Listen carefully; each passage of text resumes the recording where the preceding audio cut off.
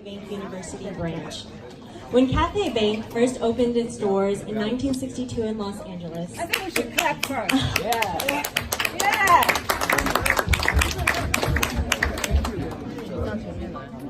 All right, when Cathay Bank first opened its doors in 1962 in Los Angeles, it provided a community of Chinese Americans access to the American banking system in a way that it never had.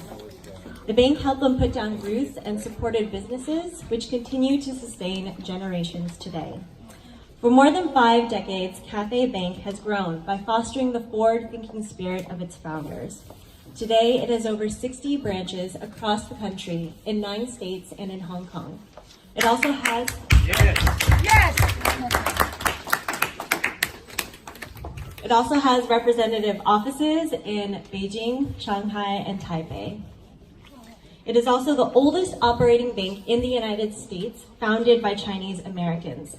Its parent company, Cathay General Bancorp, is listed on NASDAQ, and for the past 4 years, it has been ranked in the top 20 on the Forbes Best Banks in America list, entering the top 10 this year.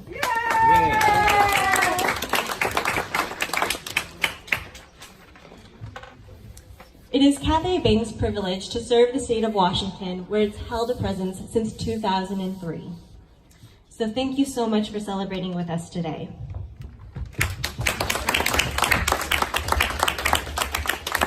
All right, at this time, I'd like to recognize the following Cathay Bank executives who have come from headquarters to host the event. President and CEO, Mr. Cathay. Senior Executive Vice President and Chief Administrative Officer, Mr. Erwin Wong. Executive Vice President and Chief Retail Administrator, Ms. Veronica Tseng. Yes. I'd also like to acknowledge our esteemed guests who have attended our ceremony today. The Senior Deputy Mayor of Seattle, Mike Fong. The 15th Lieutenant Governor of Washington, Mr. Brad Owen. The President of the Seattle Chinese Chamber of Commerce, Dennis Su. And Andres Mentia, the Director of the Department of Neighborhoods. Oh, he's coming. He's on his way. All right, now we'd like to have the President and CEO of Cathay Bank, Mr. Cathay, to share some welcoming remarks. Good morning, everyone. I'm very excited because I and my team, Irving come from, and Veronica come from California, Los Angeles. We thought we'd bring the good weather here today. It's been a record high temperature, right? Yeah. So I'm very proud to be here today. And first of all, let me thank our mayor today, Mayor Mike Wong, Right. and Honorable Brad Owen, and also our honorable guest Dennis Su for attending our grand opening ceremony. I want to thank all of you for attending this grand opening ceremony of Seattle UW branch. And opening a branch is such a lively and dynamic neighborhood. It's really exciting to us. We have branches in Seattle Chinatown, Kent, and Bellevue, each serving a distinctive neighborhood. And their success gave us confidence that our bankers, they are adept in providing the best service to service their customers, all kinds of customers. That's why we are confident to have open a branch here to service the unique neighborhood. Whether you are an international student, a local businessman, small business, or even a traveler, we're comfortable that we can provide the best service to you. And same as this unique community, our Seattle UW branch have a very youthful, very vibrant and special personality. It may be because of an interior design, modern interior design, and also the technology that we have adapted in this branch. But I think the most important is our branch staff, our team here. All our branch staff, they they all live in this neighborhood. So they are part of the community. So being part of the community means that they want to do the best for the community. And they always try to look for the best way to provide the best service to help this community to even more prosper. And they also engage themselves in a variety of local programs. We look forward to supporting you and your financial goal. And lastly, I would like to applaud our Seattle UW branch staff for delivering a best customer service. We invite you and your friends to come visit us more often. And we thank you again for your support, and also thank University District for allowing us to be part of your community. We thank you all. Have a great day. Thank you. Now we'd like to have the Seattle Senior Deputy Mayor, Mr. Mike Fong, share a few words with us. Good morning. First of all, I just want to say 20 years ago, I lived right behind this building, right up the street. So it's always great to be back in the University District and on the Ave. And perhaps even more exciting is just how much the Ave has changed over the last couple decades, and the continued reinventing of itself and the lively neighborhood that this is. And we are very excited to be able to welcome Cathay Bank into the neighborhood. So, well, on behalf of Mayor Durkin, again, I want to congratulate both the team here on the ground as well as our guests from out of town in terms of just Cathay Bank's opening. He has a second branch in Seattle, a fourth branch in the region. Second branch is It's very exciting, and this in part with our continually growing Asian and Pacific Islander community in King County, which is now up above 400,000 individuals region-wide. And just up the street, our University of Washington has roughly 13,000 Asian Pacific Islander students now, so out of its 40,000 strong student body. So the significance of having a Cathay Bank branch here in the U District is not only significant for the API community, but again, as I mentioned, it's incredible to welcome such a great business partner into our Seattle family. So your continued expansion and success is welcome for the city of Seattle, and I wish you all nothing but great success in the years to come. So on behalf of the mayor, congratulations. Thank you. Thank you. Now we'd like to have Washington's 15th Lieutenant Governor, Brad Owen, share some words with us. Well, thank you very much, and welcome to Ms. Tang, Mr. Wong, Mr. Tai, and John and Robert in the back there as well. Those guys are the important guys. They're investment guys back there. So, not that these aren't important, they are, but we want to welcome you to the great state of Washington, where people from California come to cool off. So thank you. We appreciate you bringing the sun. You picked the greatest day of the year to be here.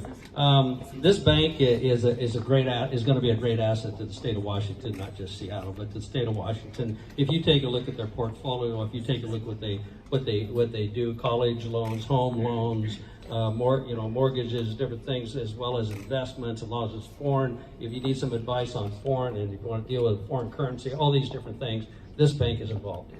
And that, to this state, is extremely important because, as the Deputy Mayor has said, we have an incredible Asian community here. Now, when I say an incredible Asian community, I go to a lot of their events along with Mr. Fong here, and I see Cathay Bank there. We want to thank you for that and really encourage your employees and your company to participate, because this Chinese community, this Asian community, is probably, I think, one of the most incredible, most vibrant, most active, most involved communities in the state, if not the nation. And I say that because if anything goes on in the world, if there's a tsunami, if there's an earthquake, if there's something like that, this community is having a fundraiser to help them with it. So we welcome you here. I think it's evident by the fact that they're opening this branch here, how vibrant the city of Seattle is. And the city of Seattle is an incredible economic boost for this state. You are in a great state, you're in a great community, and we welcome you and we wish you absolutely the best. Martin, it's Martin, right? You're going to do a great job here. I know you are. Thank you very much. And welcome. Thank you.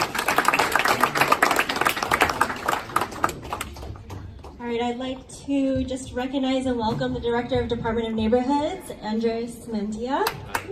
Thank you for coming.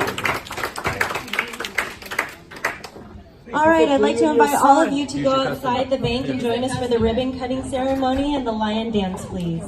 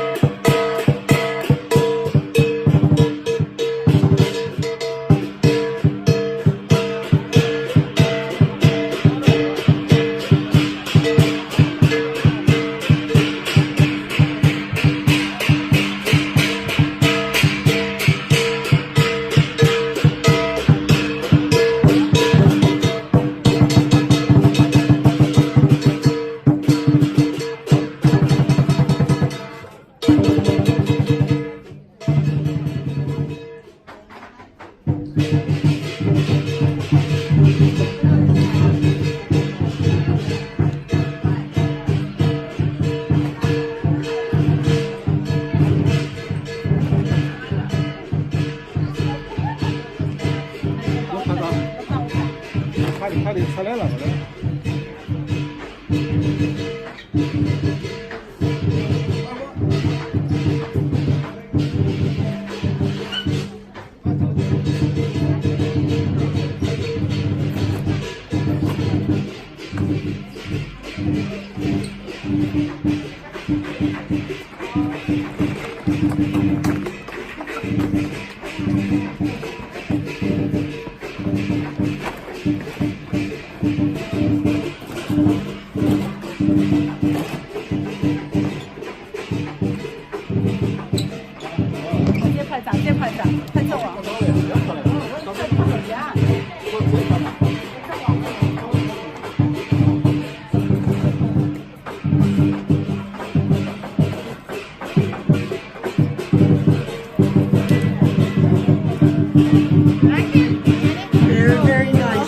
Thank you.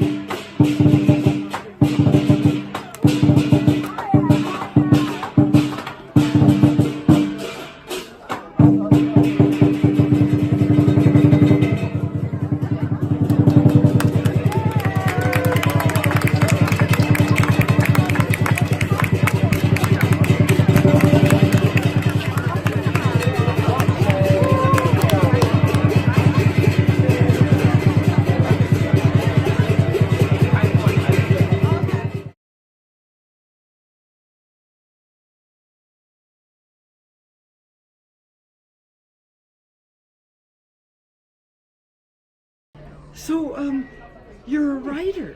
Yes. And tell me about your writing. Oh, well, working on a new novel, and I have a novel out right now that's called 2 Augusts in a Row, and it's a book about a drag king in 2001. and it's magic realism. And so my writing is, well, the most recent review I got said that it was like Didion's Year of Magical Thinking, only queer and Brooklyn. Nice. And, That's kind of unique. Yeah, That's a unique review. yes, Wow. that was beautiful.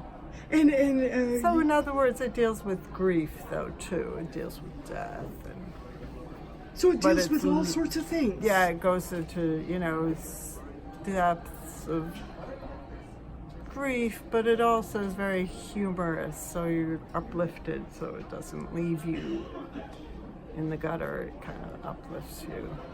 And And it's spiritual. tell me the title again. 2 Augusts in a row in a row. Wow, that's a neat title. Thank you. How did you think of the title? Because titles always have a special meaning too. They do. And chapter titles have a special meaning. Yes, I have like 50 chapters, and they all have titles. Wow. And you can get my book from Publication Studio. Publication Studio Portland did the first edition, and now the other editions are from Publication Studio Hudson. And but 2 Augusts in a row came to me. It was after 9/11, and I wrote it down, and then it took me a few years to understand the meaning of 2 Augusts in a row. So in New York City, the city felt like August and September after September 11th. So that incident does happen in the middle of the book. And but yeah, and so also 2 Augusts is like 2 towers. It has a lot of resonances. In And a it was row haunting. and in a row, it's like a fight or a rowing or Wow. yeah. And it was haunting to go into like the post office after 9/11 Yeah, yeah. and it was kind of very walk around. Augusty. Yeah. Yeah, And and then so also it's- August has that feeling of like surrendering to the way things really are instead of the way you want them to be. But the magic, there's a lot of magic in the book too, and a lot of love and lessons about love. And That's really neat. so we're gonna have a sip of wine. And how many books have you written? I'm on my 3rd book. Nice. Nice. This new one, do you want to hear the title? Oh, I'd love to hear the title. It's called The Wind Blew Through Like a Chorus of Ghosts. Ooh. And what is that one about? It's about someone who had a past life as a witch, and they're going to find out about that life in the UK. They're Americans who go to the UK to find out more about it. Oh, It's I a, love it. Yeah. Your writing is always thought-provoking. You can think about other things as you're reading your stories. Yeah, it definitely.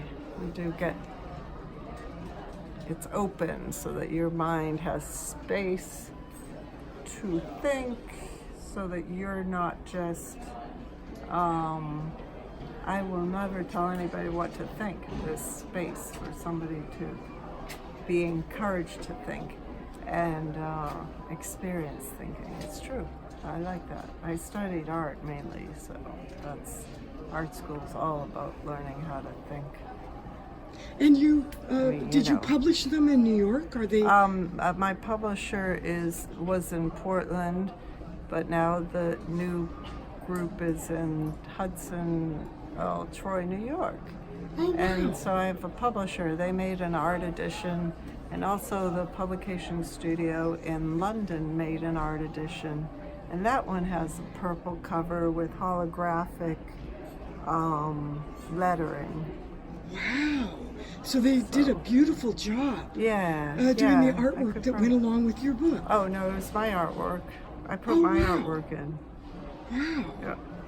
Let me see if I can pop something up quickly. Well, here's one. Oh. Here's Here's the purple edition from London. Wow. And it's so funny. 2 phones in a row. And so tell me, And here's the if pink. people want to find out about your writing. Here's the pink and- edition. That has artwork in it too. And then there's a red edition. And is that your Facebook?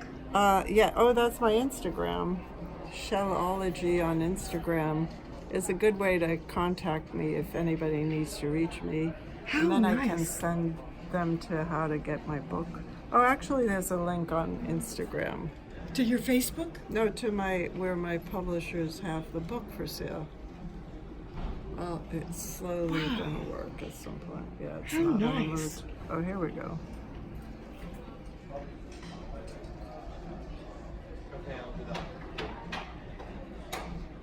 Wonderful. Publication studio. So they have studios all over different places. There's the artist edition, but they also have And then give us the name of your books again so people can look for them. just 2 Augusts in a row is on Publication Studio. That's That's the book wonderful. that's published. I have another book that isn't published. That's really neat. And then the new book, so that'll be the 3rd. Oh, I love it. That's so neat. Thank you so much. Yeah. And give us. Do you want to give us your Facebook page or any other okay, links? Sure. You can find me on Facebook. That's easy. That's just fine. And if people want to friend you and find out and follow you along. Yeah, Today we you're can in do that. Seattle, but in 45 minutes you're going to be going to the airport and flying No. off. Tomorrow morning I'll be going home. Okay.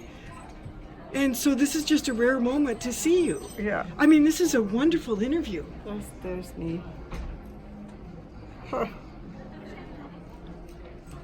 Oh, that's beautiful, and I Thank love you. the beautiful photograph. Did you take that? I did. It is a self-portrait. Yeah. Well, it's a few years old because that cat's gone now. So Beautiful. Cute, right? Isn't Oh, that that's so cat pretty. cute? Thank That's you. just really nice. It's Well, just thank so you for pretty. being on my TV show. You're welcome. Thanks for having me. Yeah, my TV show is Public Interest Issues Show. Okay, good. And it's on I'll Seattle check that Community Media TV. out. Excellent. I'm on Facebook. Okay. I'm on I'll YouTube. find you there. I'm all over. Okay. Sounds good. Thank you. And now give us your name again. And- Shelley Marlowe. Shelley Marlowe. Yes. Thank you. Thank you very much. Thank you so much.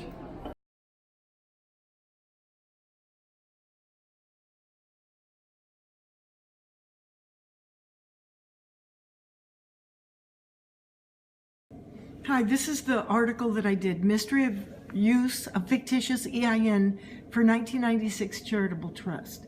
And what that's about is Jennifer Proharsky, on a different case, filed an affidavit with the court so a GAL could take over a case of Robert Hamlin. Now, this is the case of Dorothy Grega and Stephen Grega on the Grega Charitable Trust. And in this case, what happened is BDO, who was an accountant, filed tax returns for 2004 and 2005, and they never amended the tax returns for the charitable trust, which was a 1996 charitable trust. And in that 1996 charitable trust, the problem is that they used a fictitious EIN number and a fictitious charitable trust name to file the tax returns. And also, this is a copy of the document that Richard Gregoric did to set up a 2004 Grega Living Trust. And the Living Trust was issued an EIN number, but BDO put that 2004 Living Trust EIN number on the 1996 Charitable Trust. The Charitable Trust owned a log cabin, which was a medical office. They owned parking lots, houses, and they also owned the house in Mercer Island that Dorothy Grega lived in. And Richard Gregoric switched the house that was in Mercer Island from a charitable trust asset to a separate asset of Dorothy Grega. in order to get her into a financial freedom.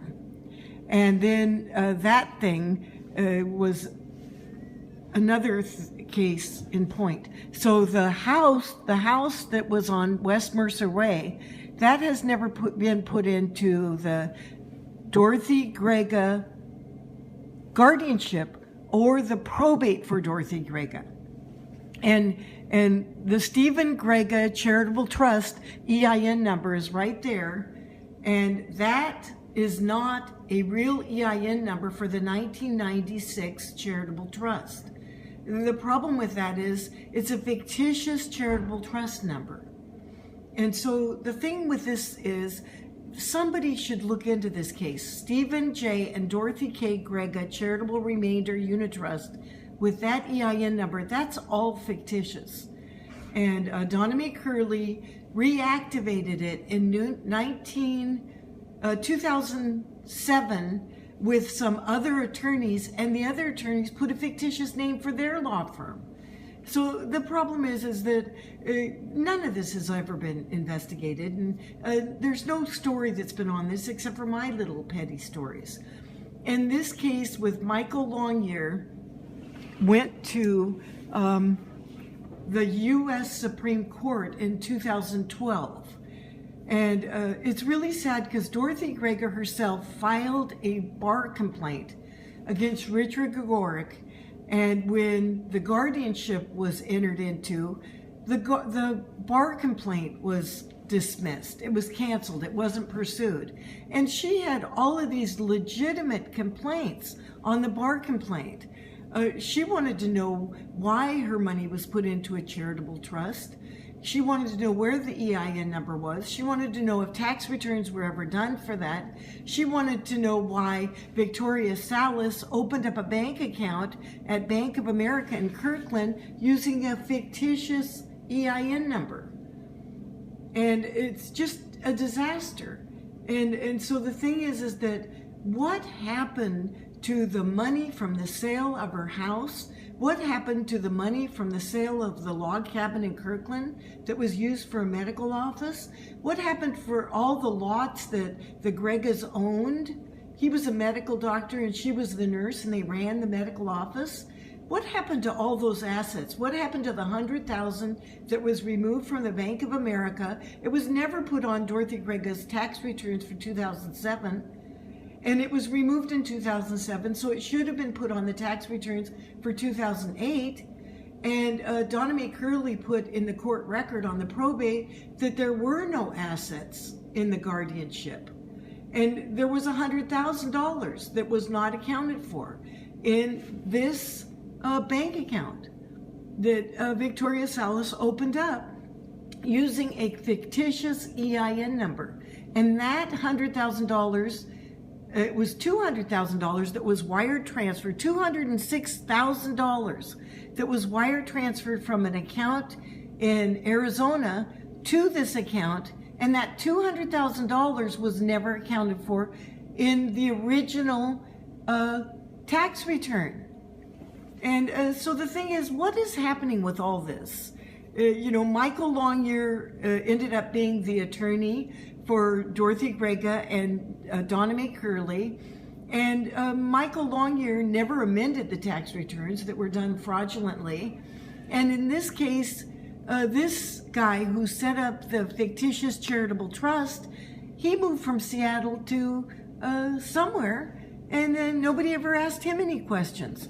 So this Stephen J. Grega and Dorothy Grega, the charitable trust, remainder trust, and then the Attorney General, Jennifer Proharsky, she had a court hearing on the Robert Hamlin case in this 2006 Robert Hamlin guardianship, and the courthouse was closed during that, and a guardianship was issued. How can Jennifer Proharsky, who is an officer of the court, she's a U.S. She was a U.S. attorney, and then now she works for the Attorney General's office. How can she have a court hearing when the courthouse is closed because it was snowing outside in 2012? how can she be allowed to sign a court order with Nancy Bradburn Johnson, who was the commissioner? They just went into the courthouse during a closed courthouse day and signed a court order for Dan Smirkin to become the guardianship of Robert Hamlin. How can that happen? You know, how can Dan Smirkin be the guardian of Robert Hamlin when Jennifer Proharsky and Nancy Bradburn Johnson were the only two parties there? The courthouse was closed. I was in the courthouse filing a document in the judge's mailroom because the judge's mailroom is always open every day of the week. And so, you know, I was on Marty Oakley's radio talk show in 2013 talking about all these discrepancies. And so that's another thing to look at. The Marty Oakley. See, this is my channel. And, you know, the fictitious EIN number, you know, that's one of those issues that needs to be investigated. You know, it's all fraud.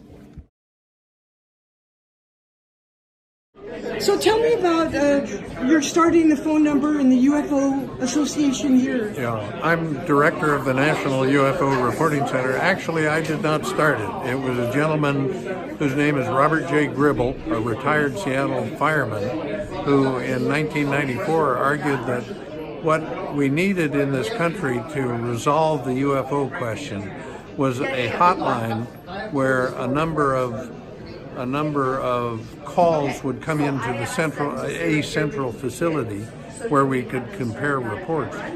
And he founded it. He ran it for 20 years. He ran it marvelously well. But in 1994, he turned it over to me and gave me the reins. And I've been doing that work, running the hotline and the center ever since. It is fascinating, though exhausting work, and it leads me to believe that we are, without a doubt, being visited on our planet by these objects we call UFOs on a steady basis. That's my opinion, based on a great deal of work. And I loved how you put the phone calls in to the segment of your interview, and your interview was just so enlightening. Oh, I just loved every minute of it. Thank you for the kind words. Thank you. It's nice. It warms my heart to have a few kind words come my way for the work I do. I do it to serve the American people, and in fact, I think all living things on this planet. If we're being visited by aliens, by people from other parts of our galaxy, I think this is important information. I think this is information that the American people should have and want to have. And we do want it. Yeah. And you're just wonderful. Thank you. Now, can you tell people how to get a hold of the line you have? Sure. If they've ever had a UFO sighting in their life, whether it's 8 minutes ago or 8 decades ago, I would encourage them. I need this entire space clear. Okay. I would encourage them to not talk about it. Most people want to talk about it. I would have them write it down and submit it using our online report form at ufocenter.com. Our hotline is area code 206-722-3000. Thank you for being on my TV show, Public Interest Issue Show. You bet. It's on Seattle Community Media TV. Okay. Thank you. Decades ago, half a century ago or more, and they've been striving to establish that communication with one or more alien species. I suspect they've done it. And a point I would add to that, you know, we have several agencies in the government who boast that they're able to track everything that orbits above the United States or orbits our planet, down to the size of a carton of cigarettes or even a golf ball. Are we to believe, if they can do that, that they they cannot detect a disk that is 30 or 60 or 120 feet in diameter? Clearly, our government is detecting these things on a regular basis. And I object to the notion that they possess that information and are not willing or not duty-bound to share it with all of us. That government works for us, not the reverse. Can only take two more quick questions for Peter. Yes, sir. Yes, my name is Sean O'Sullivan. I'm from Lake Stevens here for the Post. And first of all, Mr. Norrie, it's a pleasure seeing you. I've listened to you since you started and art before. Thank you. Mr. Davenport, I'm interested in knowing your opinion of the book Day After Roswell and how valid that book is. Opinion about Day Roswell. after Roswell, by Roswell. of course. Well, a lot of good investigators, including Stan Friedman and a whole bunch of people, have done some excellent investigative work on that one. They've interviewed all the pertinent witnesses and people who participated in it. And I think there almost certainly an incident occurred that involved, the Roswell incident was, as you probably know, not one craft, but two. There was one 75 miles to the northwest of Roswell. Then there was a second craft found by a group of geology students from the University of Pennsylvania out on the plains of Augustine. So it suggests to me that there may have been a collision, a mid-air collision, or maybe one shot down the other. I don't know. My suspicion is that the issue of competition that we all experience in our daily lives is probably the same in other civilizations in our galaxy. So I'm hoping that they are peaceful creatures when they come to our planet, but I have no guarantee of that. And this case that we looked at earlier today with Mr. Jay Cottle describing what he had seen suggests to me that there may be more competition than we wish were the case between aliens or between aliens and mankind. One of the cases that comes to mind that supports my statement is the tragic death of Mr. Todd Seas back in August of 2004, a gentleman who possibly may have taken a rifle shot at a UFO, and 40 hours later they found his remains grossly mutilated, so grossly mutilated that his son could not even identify the remains of his father. And remains a mysterious case. It's a case that David Paulides and I both have an interest in. We've discussed it, and he has an interest in pursuing it forensically. And let's take one final one for Mr. Davenport. Hi, my name's Allie, and I'm originally from New Hampshire.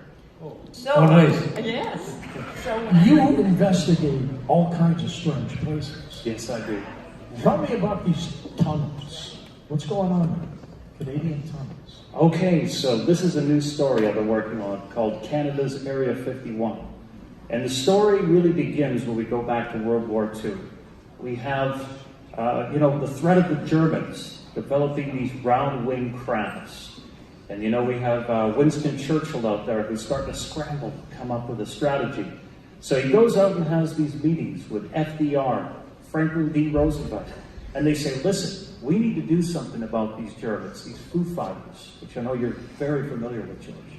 And so at that point, they reach out into Canada and they talk to Mackenzie King, who was the Prime Minister of Canada at the time, and they say, we need a spot where we can start reverse engineering these crafts and figuring out what they're all about.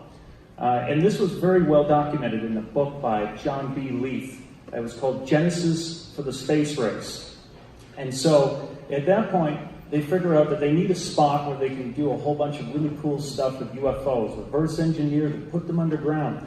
And at that point, they picked this place in British Columbia, Canada, and according to the story, they used hard rock miners, and they built a large underground facility. So when I heard this information, I said, well, I'm from Canada. I have to know where this place is. I've been to the real Area 51. So where is Canada's Area 51? So George, what I did is I started talking to all kinds of people. I talked to military personnel. I went and talked to remote viewers and psychics, people that took me out in different places, decommissioned underground bases even, until I finally came across one military intelligence fellow that told me, he said, I know exactly where it is and I can show you. And it's located, you ready for this? Located in the Canadian Rockies. And it's still active today, I'm told. They were doing actual exchanges with the extraterrestrials with technology. How did you get involved in all of this? Well, you know, it was sort of like I had these strange experiences from an early age, you know, out-of-body experiences, little gray men coming into my room while growing up, you know, all the normal stuff. Hi. How you doing? I'm Squeak Nutty Bug. And You Squeak, know, Squeak, Nutty- what do you do? You music? I'm a recording artist. I'm a senior videographer for Channel A TV, DC Productions. I'm also a spokesman in the community for Shoes for Youth with Restoration House Ministries and Coats for Kids for New Life Youth. What we do is go through Washington, find out what children and families need help, and we make sure those children and family get help. And I also use that stage as a recording artist to let other people know that, hey, if you want to get out here and help people in the community, you can. And it's called Shoes for Youth. You know what I'm saying? We're helping the future of America one pair at a time, you know? And also got a hit single song out called Ice Cream Candy. I need everybody that views this to go out and share that as many times as you can. It's a very positive song, and it's a very fun song, you know? A lot of fun. Seattle Sounders. Check me out also at squeakmusic.com. Yes, I do have a website. And I also hang out with my best friend, Dirty O, you know? And all we do is... Hi, Dirty O. Hey, how are you? And you hang out with Squeak. Yeah, we do fundraising for the kids, and we do community work. We also record a lot of fun music and perform at festivals all over the country. Woo! One big festival coming up you'll be able to see us, that you always see us at, is the Seattle Hemp Fest. We love that. Also, the bumper shoot, we also love that. Getting ready for Seafair. There's so many things in the community that we do. Is there a show tonight? I believe so. There's the Capitol Hill Block Party. Capitol Hill Block Party. We went there last night. It was a good crowd. Lots of people. Everybody was fun. The weather was great. Lots of good people. And we're also doing the Mr. Benjamin And tell me hip-hop about that. documentary.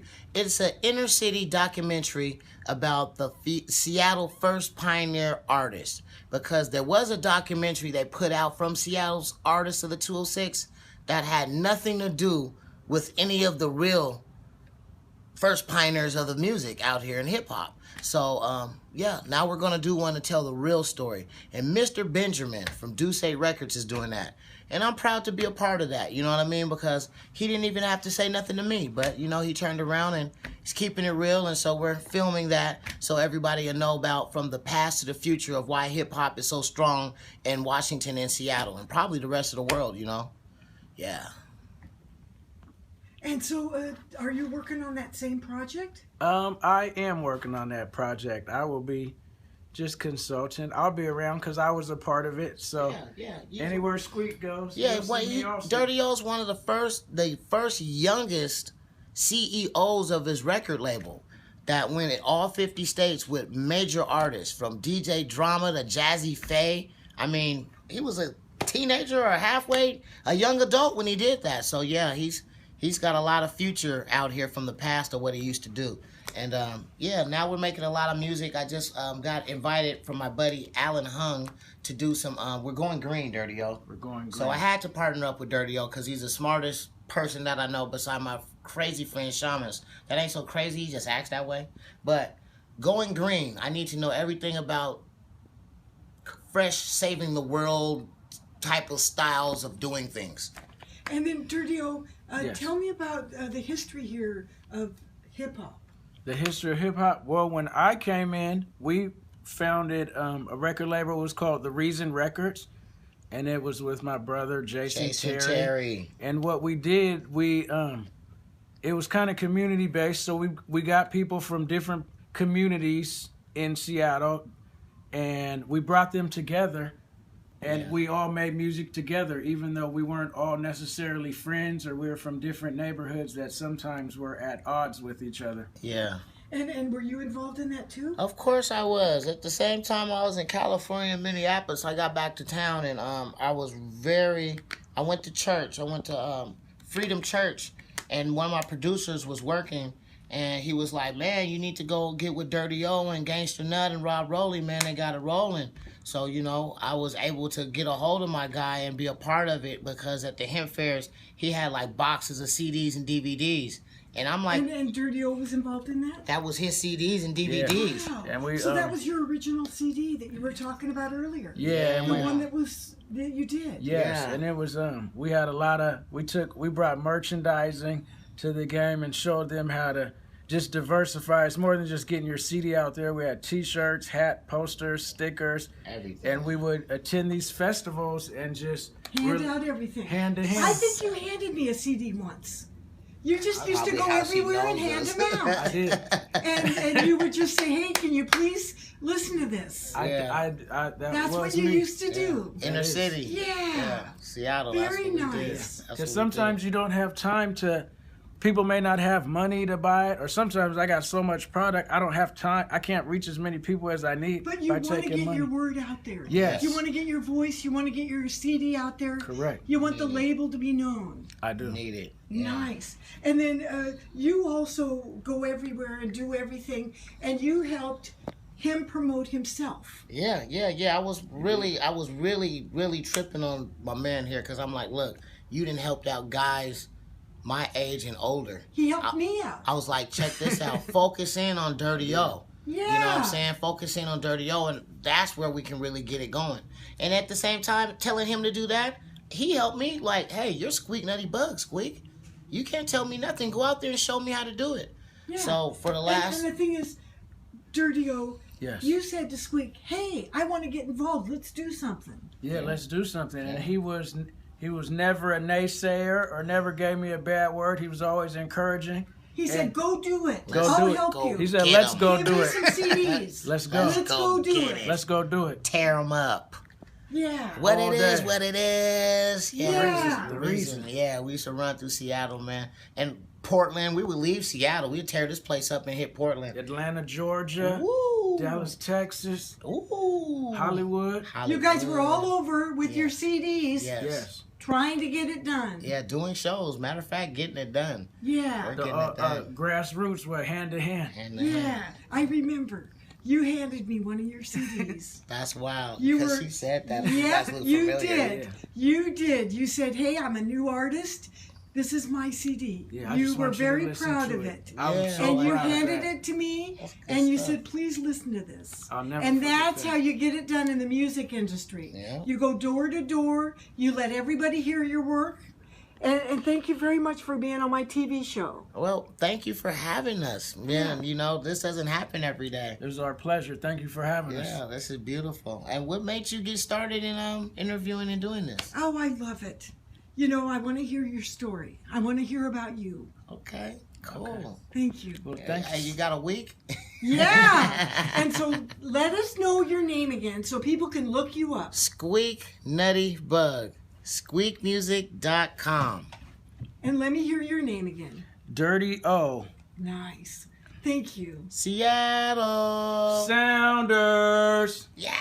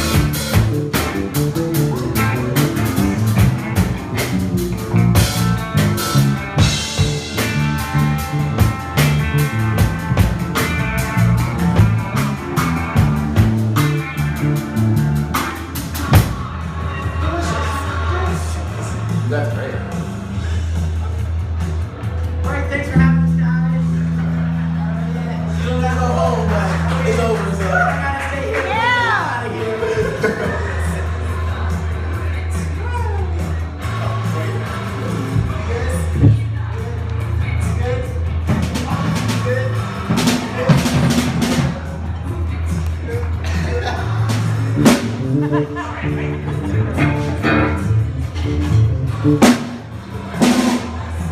are you guys? Especially you with that. One day I'll do this, but not ever. 9.3 KEXP, listening to Audio Oasis live from Little Lemon Plain at Upstream, and that was Casual Hex, Zigzag Lady Illusion. And it's now time for live music by Misunderstood with Gypsy Temple here on Audio Oasis on KEXP. How y'all doing? I'm Misunderstood. This is Gypsy Temple, and we're so glad to be here. Drop that.